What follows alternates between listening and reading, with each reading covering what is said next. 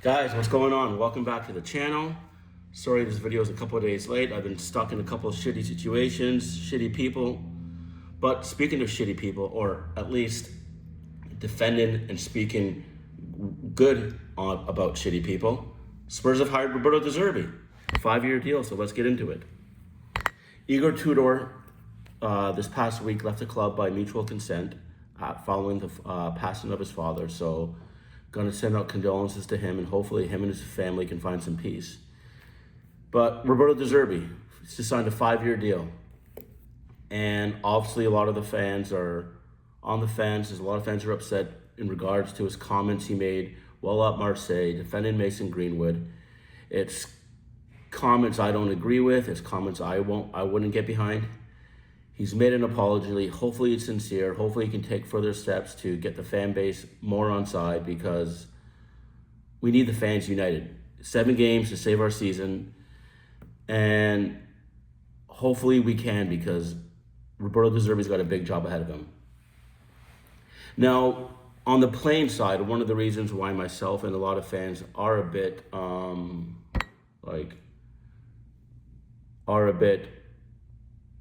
curious about can this actually work is because in previous jobs, his jobs at other clubs, it's never lasted more than a couple of years, 18 to 20 months, 24 months. He usually has a big blowout with the board, a big blowout with the owners of the team in regards to players being brought in, players being sold, transfer budget. And he usually goes scorched earth and burns down the entire house on his way out. So it's not something that'd be ideal for Spurs, as we need somebody who can come in and galvanize the squad and galvanize the entire organization and just kind of like build it up from the ground back on up. And he says he wants to do that. He says he's going to be with the club regardless if we get relegated or not. He'll be here next season. Massive bonus he'll get if he keeps us up. Like I said, it's a 5-year deal. He's going to be paid about, I think, the 3rd highest paid manager in the Premier League. So a lot of money and a lot of years committed to a guy who has got a short fuse and a track record of short-term spells at clubs. So let's see where that goes. When it comes to how I feel about his playing style, from everything I've read, listened to on podcasts, YouTube videos, he's a guy that likes to beta press. He's a guy that likes to get the opposing team to press up high on his players and then pass around them, pick through the holes, and create opportunities like that. Do we have the players that can do that? I mean, Gallagher, I don't think he's that type of player. Paulinho is not that type of player. He's having hernia surgery, so he's going to miss a couple games. But our keeper, Vicario, I certainly don't think he's the type of player who can be good with his feet and good with distribution. So Kinski is going to get an opportunity to show his worth. Although, in my opinion, I think just a brand new solid number 1 in the offseason will be one of the main things Dezerbi will be looking at. Archie Gray and Bergvall, I think, can really thrive in this system. I think once Mohamed Kudus is back from his injury, he can do well. Same with Dejan Kulusevski. He can do well.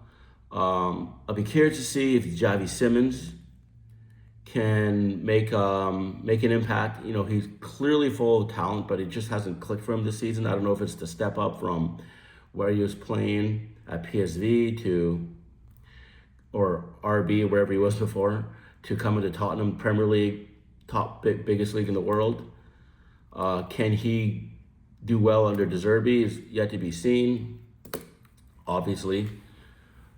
So it's going to be interesting to see how this all works out. But it usually takes a long time, usually the equivalent of an entire preseason, for a manager to implement his style, his system onto the players. Tottenham don't have that. We have 7 games to save our season. It starts a week Sunday away to Sunderland, Stadium of the Light. They're doing good for a newly promoted team. Did the double over rivals Newcastle, so they'll be up for this.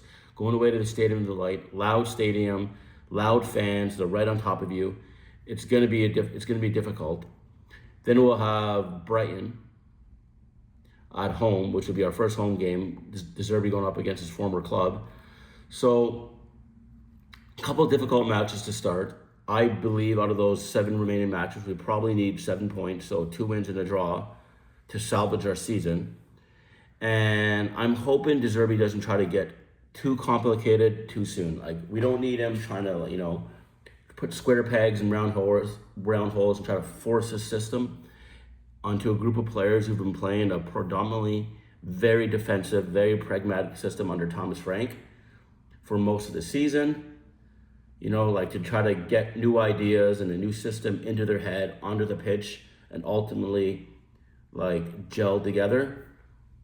Ain't going to happen over 7 games. So hopefully Dezerbi just looks at it as, I'm going to take my best players I have available, put them in their best positions that they can play, tell them to go out there, keep it simple, keep the ball on the ground, quick passes, When you have the ball, you attack as a team. When we don't have the ball, everybody defend as a team, step up together as a team, move back and forth together, and just keep everything simple, keep everything tight, keep everything compact, and just try to squeeze out a couple wins, squeeze out a few points, get through the season, get into the summer, and then reshuffle the deck.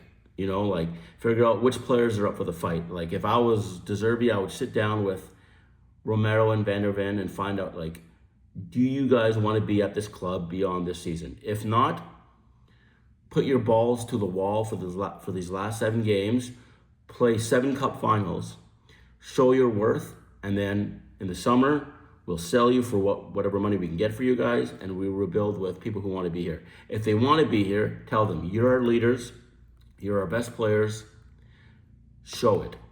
Go back to Bilbao, May of last year, and put in those type of performances.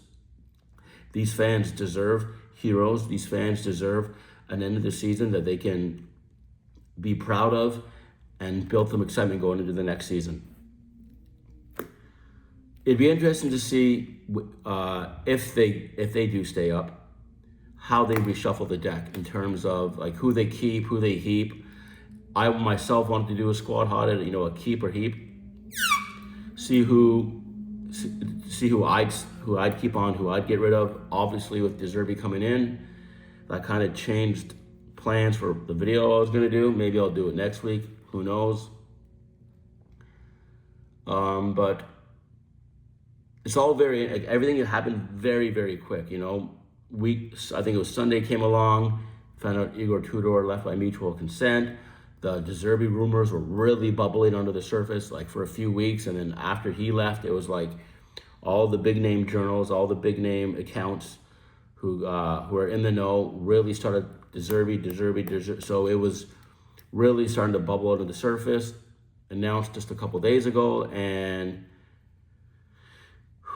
now it's time to get in the fast lane, put on our seatbelts, and just slam on the gas to the end of the season and just really fight to stay in this division, because Spurs going down would be an absolute disaster. And I know Roberto Dezerbi said he would stay, but the amount of money the club would lose, the amount of resources the club would lose going down a division would absolutely rip this club apart.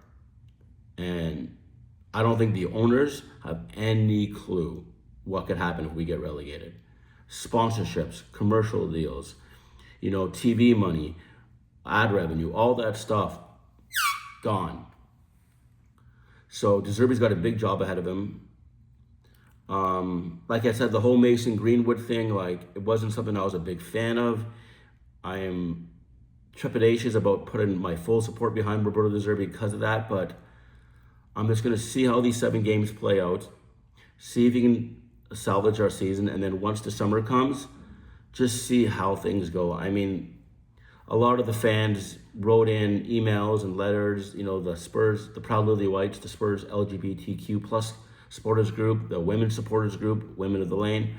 They made their feelings more than clear. There were comments that I definitely agreed with. So, I mean, I can't speak for them, obviously, but I'd imagine that it's going to take a lot more than a couple interviews and a couple cute smiles to win them over. The way I look at it is, he signed a 5-year deal. He's going to be here for at least a couple seasons unless things go real haywire. And all we can really do is just support the boys, support the badge. And hopefully Roberto Dezerbi can do some things to take a few steps forward to win over some of us fans who are on the fence. To be completely honest, I am a little bit excited because any new manager, any new change always brings out of some optimism, some excitement, like a little bit of hope for the future. So I'm waiting with bated breath till a week Sunday to see who he plays, how he plays, and what system he uses, and how he approaches these games. It's going to be really interesting, that first game, because I think we're really going to see probably a blueprint of how he's going to take on the rest of the season. It's going to be a difficult game. So for me, like, next game will be the one where we just kind of implement a little bit of a plan there and see how it all comes together. And then the following week when we play Brighton at home is really go for it. We got games against Brighton coming up, against Leeds coming up, against Chelsea, Everton. We got some big games coming up, and some potential for some points to be picked up. So let's see what happens. Again, this video, I was busy the past couple of days, and then I just realized this morning I better get this out. I literally didn't write anything down, didn't pre-prep anything, and this obviously isn't going to be my best video. I'm a little disappointed, to be honest, as I speak, so I'll do a little bit better prep next week. But again, thank you guys for joining me. Thank you for watching. Like, subscribe, click, bell, comment, Patreon, X, Instagram, Facebook, ICQ, whatever it is that you guys use. Promote the show. Anyone who's celebrating Good Friday and Easter this weekend, enjoy your Good Friday. Have a great Easter. Enjoy it with your family. Eat a lot of good food. Get out in the nice weather. Take a nice walk. And continue doing what you love. Continue doing what you're passionate about. What makes you proud. What makes you happy. And come on, you Spurs.